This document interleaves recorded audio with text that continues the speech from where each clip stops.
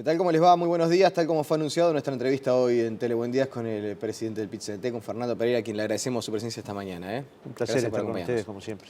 ¿Qué esperan de la paralización de mañana? Esta paralización por 24 horas, la primera en 7 años, una fecha importante, me imagino, para el movimiento sindical. Bueno, esperamos alcanzar los logros que el movimiento sindical aspira. Nadie hace un paro sindical ni por gimnasia sindical, ni por ejercicio, ni por creer que el paro es una herramienta en sí mismo. Lo haces porque tenés una serie de objetivos. El movimiento sindical los ha trazado, yo creo que meridianamente claros. En primer lugar, beneficiar a aquellos trabajadores que tienen menos de 15.000 pesos de salario líquido, y estos son cerca de 600.000 uruguayos, es decir, que claramente su salario no le da para poder cubrir las necesidades que cualquier persona tiene en su casa, en su familia. En segundo lugar, hemos planteado que si al país le va bien y crece a 3% por año, esto no supone una crisis sino una desaceleración, y que el salario entonces tiene que ir avanzando en la medida que la riqueza nacional vaya avanzando. En tercer lugar, hemos propuesto mantener que el ajuste sea anual, es decir, para que en los primeros 6 meses del año no se pierda poder de compra con respecto a los otros 6 meses. Y en cuarto lugar, y tal vez esto centralice, que esta política permita que la distribución de la riqueza en el Uruguay se siga dando y se siga profundizando. Y un segundo panorama que tiene que ver con el presupuesto nacional y que tiene que ver con que los trabajadores públicos también recuperen en la medida que crezca el producto, y al mismo tiempo que se ponga un especial énfasis en la educación. Los países que logran mayor justicia social son aquellos que efectivamente disminuyen la brecha entre ricos y pobres. En el Uruguay hoy todavía el 20% más rico se queda con el 43% de la riqueza y el 20% más pobre se tiene que conformar con el 7%, y al mismo tiempo aquellos países que le dan a todos los uruguayos, en este caso, los mayores niveles de educación formal y formación profesional, educación técnica, y gastan en investigación, a los efectos de que esa conjunción, distribución, educación, generen conocimiento y empleo de calidad. Y en esta dirección vamos, pero fíjese que 10 años de crecimiento sostenido ubican a los maestros y a profesores con 17.000 pesos de salario. Y a los funcionarios, a los que cocinan para 255.000 niños, a los que limpian las escuelas a veces solos, a los que cuidan clase de educación especial o preescolar o mantenimiento o hacen la tarea administrativa, 15.000 pesos. Parecería ser que estos no son los salarios adecuados para trabajar en el sistema educativo, y que al mismo tiempo dar un salto implica evitar las 60 horas de acumulación, como muchos le llaman el profesor taxi, y generar condiciones efectivamente para que la educación permee capilarmente en todos los sectores de la sociedad, independientemente del contexto donde haya nacido el niño, el joven o el adolescente. Ya vamos a estar profundizando en torno a los postulados y las intenciones, pero para la gente que nos está mirando y que ya se prepara hoy para una jornada laboral, ya a partir de este mismo día, la tarde de hoy, se empieza a sentir el paro, por ejemplo en transporte. ¿Ustedes esperan que haya una afectación de servicios? ¿De qué magnitud? Muy grande. En primer lugar, porque hemos hecho todo adecuadamente como debe hacer el movimiento sindical. Primero, buscamos los más amplios consensos para fijar la fecha de la medida. En segundo lugar, la votó una mesa representativa, pero la sometió a la decisión de la totalidad de los sindicatos 15 días después. La medida tuvo el consenso que fue votada por unanimidad. Se elaboró una campaña de propaganda y de publicidad que sustentara la misma, y al mismo tiempo se conversó con la sociedad, con los jubilados, con los estudiantes, con los cooperativistas, buscando los más amplios consensos con esta lógica. Si a los trabajadores le va bien, al pueblo le va bien, al país le va bien. Fíjese, si el trabajador que gana 15.000 pesos pasa a ganar 16.000, ¿dónde va a gastar el dinero que creció? En el almacén del barrio, en la farmacia del barrio, en el comercio del barrio, probablemente pueda ir alguna vez al cine.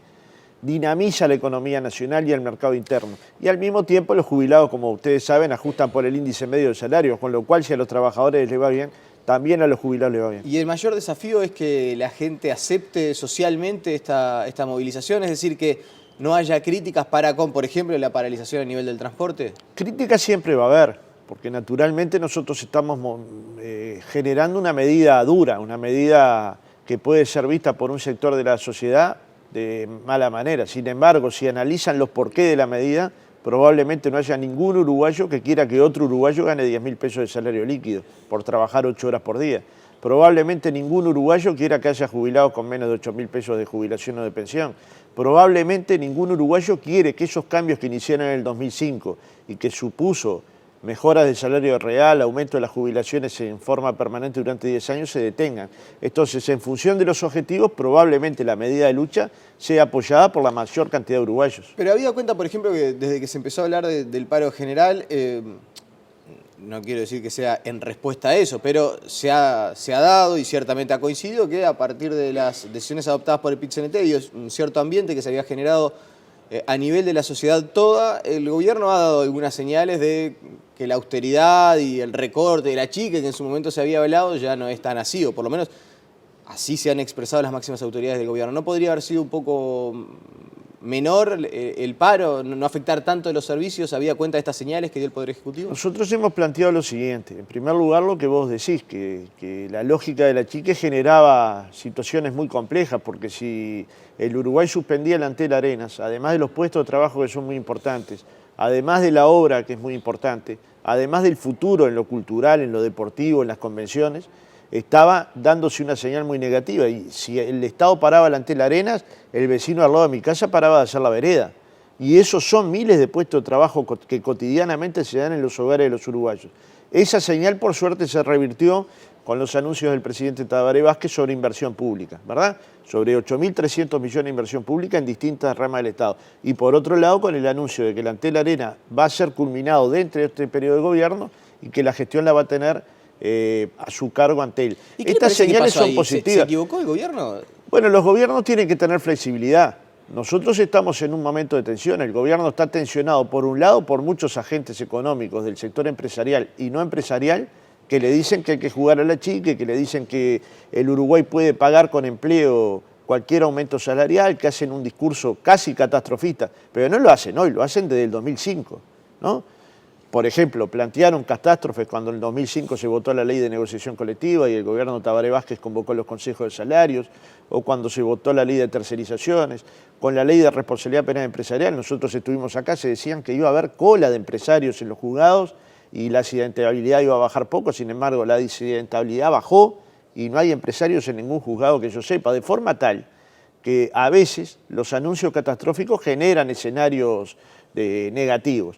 Y la otra tensión la vamos a ubicar nosotros, que es que si hay desaceleración, los que no la tienen que pagar son los más débiles. Es muy difícil pedirle a alguien que gane 12.000 pesos que se ajuste el cinturón, porque no tiene agujeritos en el cinturón para ajustar. ¿Me explico? Donde hay que ajustar es en la rentabilidad de las empresas, que seguramente tendrán que ganar un poco menos para que los trabajadores ganen un poco más. Y esta es la contradicción de intereses legítima que hay en una sociedad. Y en esa tensión nosotros vamos a tensionar al gobierno de su brazo izquierdo, ¿no? Usted mencionaba, y el PIT-CNT plantea como postulado, que si la economía de nuestro país va a seguir creciendo, más allá de que a un ritmo menos acelerado, menos expansivo que hasta hace algunos años, bueno, es lógico que los salarios acompañen ese crecimiento. Y ese razonamiento, uno puede decir, es viable para el quinquenio, pero también hay un dato que me parece que no se tiene demasiado en cuenta, y es que en los primeros 7 meses del año han caído casi 18% las exportaciones.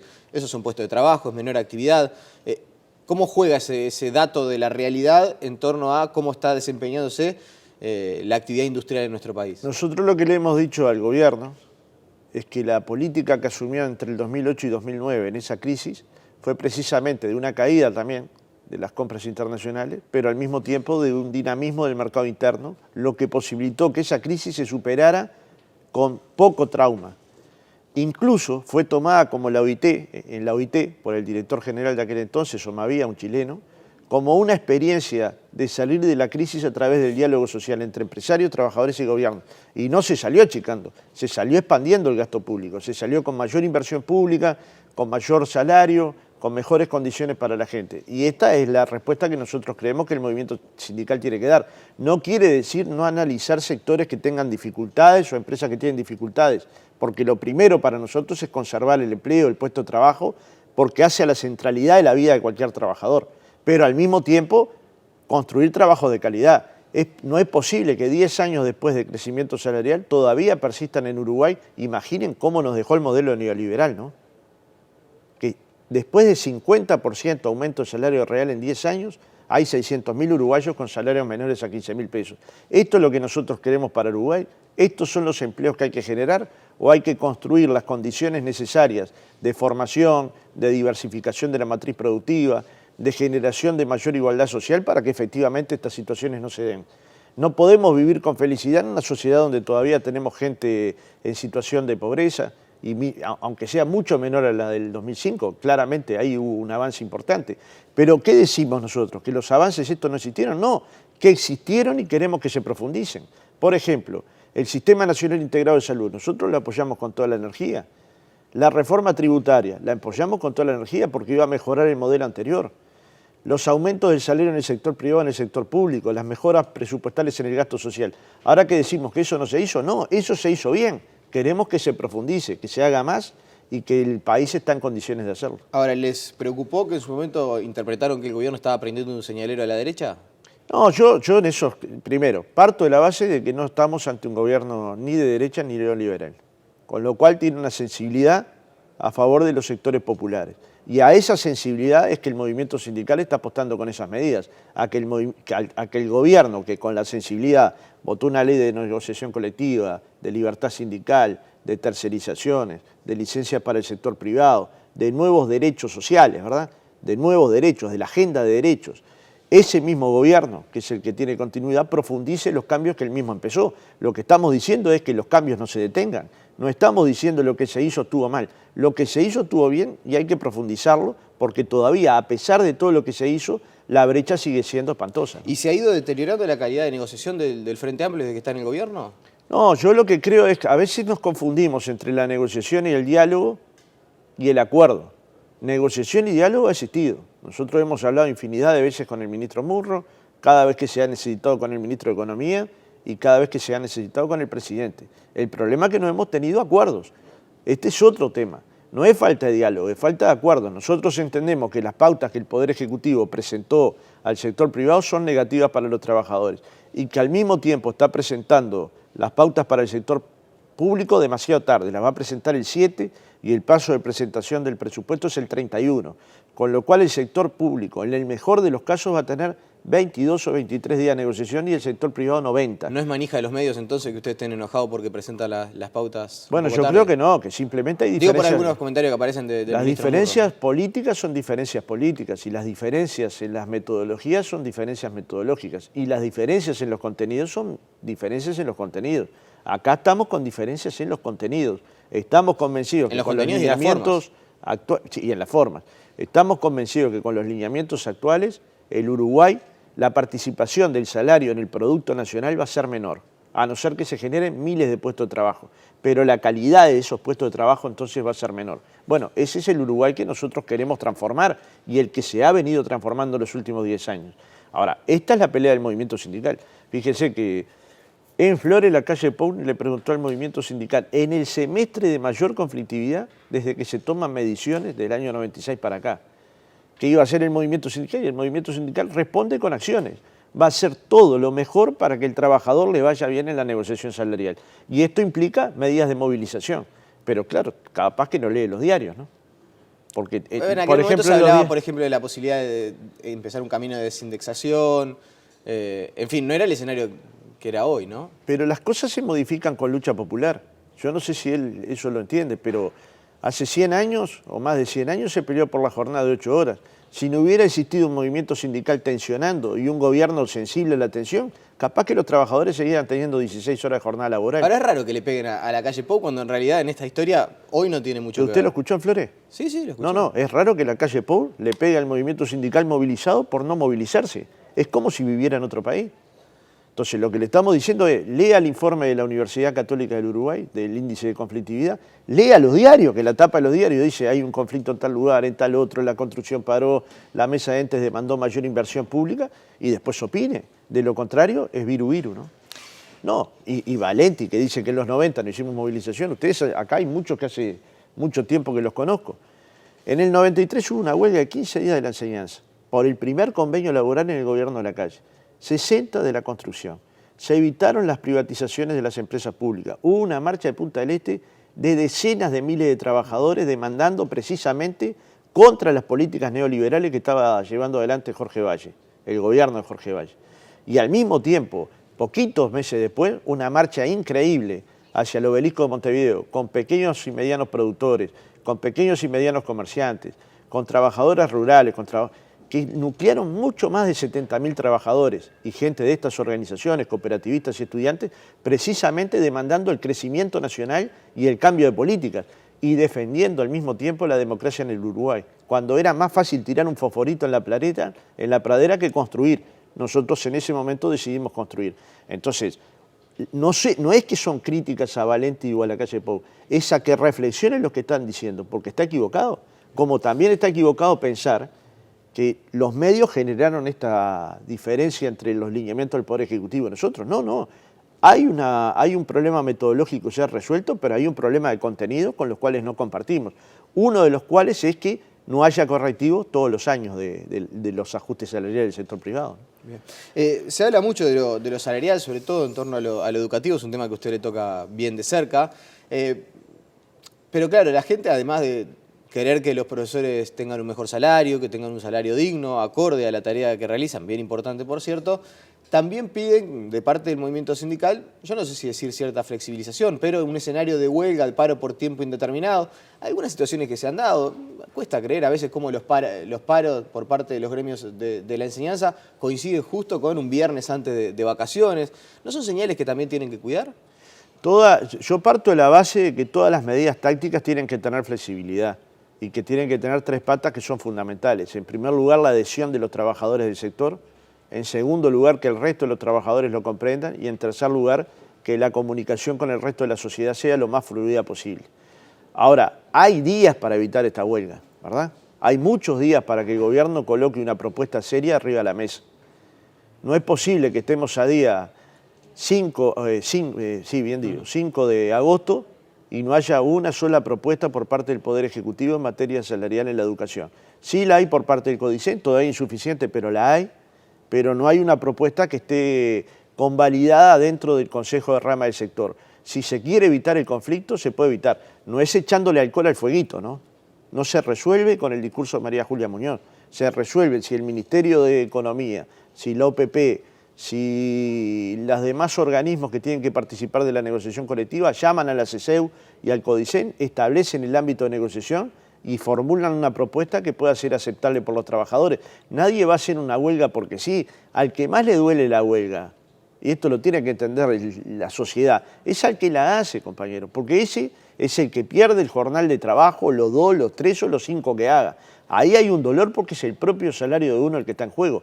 Ahora, está claro que es muy difícil de entender que haya salarios de 17.000 pesos en la educación al ingreso y 28 años después de 30.000, cuando el profesor o el maestro va a egresar de 30.000. Y los funcionarios que cocinan, y muchas veces sufren enfermedades profesionales precisamente porque cocinan para cientos de niños, tengan un salario de 15.000. Esto cualquier uruguayo se da cuenta que después se promueven 60 horas en la actividad docente de secundaria o más de un cargo en la educación primaria. No tenemos los tiempos necesarios, el multiempleo permea. Y lo que es peor, los nuevos jóvenes no son tentados cuando egresan de bachillerato a las carreras docentes. Y lo que es peor, cientos de maestros, ya recibidos maestros, prefieren ejercer otra profesión que la profesión de maestro. Si esto no lo vemos, rompe a los ojos. Entonces podemos discutir lo de la huelga de ADE. Yo no tengo ningún problema en discutirlo. Pero lo que hay que discutir en realidad, si no es necesario que el gobierno coloque rápidamente una propuesta que evite ese conflicto. Pero la ministra lo que dijo, en definitiva, más allá de las formas, es que si hay una huelga, si hay un paro por tiempo indeterminado, hay que recuperar las clases. Pero si a mí me van a descontar el salario, ¿cuántas sanciones me quieren colocar? Pero entonces porque hay que discutir. Yo no pongo a nadie de rehén. Si parara el canal de televisión, no pone a los televidentes de rehén. Lo que pone es cuánto quiere ganar de salario para usted hacer el programa. Ahora, el problema central es que nosotros tenemos que garantizar la calidad de la educación de ese alumno, no este año que es conflictivo, todos los años. Y para garantizar esa educación hay que tener un presupuesto educativo mayor al que se tiene hoy. Esa discusión hay que darla, no solo por la promesa electoral de Vázquez, que yo creo que la va a cumplir, por el Uruguay. Si el Uruguay quiere desarrollarse, no tiene más remedio que invertir en educación. ¿Usted conoce algún país desarrollado que no haya invertido enormemente en educación?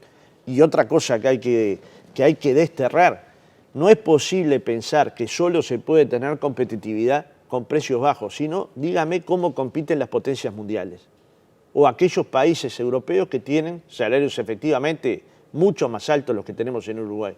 Compiten porque agregan valor agregado, agregan conocimiento, agregan investigación, agregan formación a lo largo de toda la vida. Son conscientes que viven en una sociedad del conocimiento y que ese conocimiento hay que desarrollarlo a lo largo de toda la vida. Acá son apuestas de largo plazo.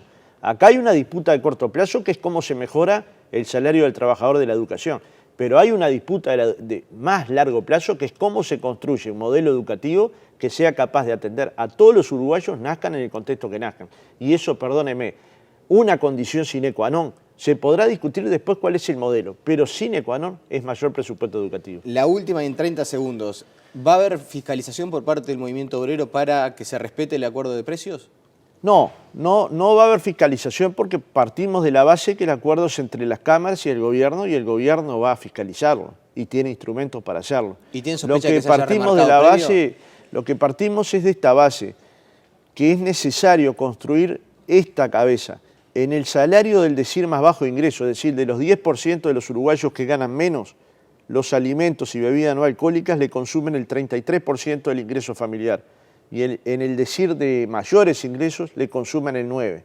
Entonces, tener políticas activas sobre el precio de los alimentos y sobre el precio de las bebidas no alcohólicas implica tener una política que favorezca al sector más débil de la sociedad. Y en ese sentido nosotros estamos elaborando una propuesta y vamos a presentarle una propuesta al Poder Ejecutivo a los efectos que se estudian cómo se construyen los precios de la canasta básica familiar y cómo efectivamente los uruguayos que tienen mayor debilidad económica pueden acceder a esos productos. ¿Hay especulación? Terrible especulación, pero usted, Telenoche Investiga, puede ir ahí y averiguar cuánto sale la lechuga de un productor agropecuario y cuánto llega a la gran superficie, o la manzana, o la naranja. ¿Qué pasa con los precios de algunos de los productos que tiene la canasta básica familiar? Y se van a dar cuenta que se multiplica por varias veces. Yo no sé cómo le quieren llamar ustedes, yo a eso le llamo especulación. Fernando Pereira, le agradecemos su presencia esta mañana aquí en Tele Buen Día. A las órdenes. La pausa y seguimos con más noticias.